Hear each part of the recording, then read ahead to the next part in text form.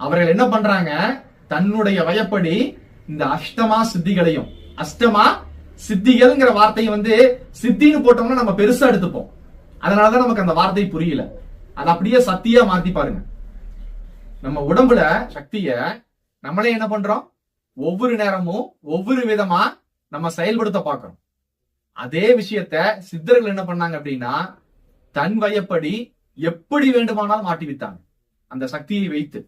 சக்தி இல்லைன்னா ஒண்ணும் பண்ண முடியாது. இப்போ நான் சொல்றேன், சக்தி இல்லைன்னா ஒண்ணும் பண்ண முடியாது. அதனாலதான் எல்லா சித்தர்களுக்கும் காமனா இருந்த ஒரே விஷயம் அஷ்டமா சித்திகள். ஏன்னா அந்த அஷ்டமா சித்திகளையும் கற்றவன், அதே சமயத்துல அதை தன் வயப்படி ஆட்டுவிப்பவன், அவன் தான் சித்தன். சக்தி தான் கல்வியாவும் ஞானமாவும் மற்ற விஷயங்களாவும் எல்லாமே பிரியுது. ஒரு வகையான சக்தி தான் 8 வகையான சக்தியா பிரியுது. அதே மாதிரி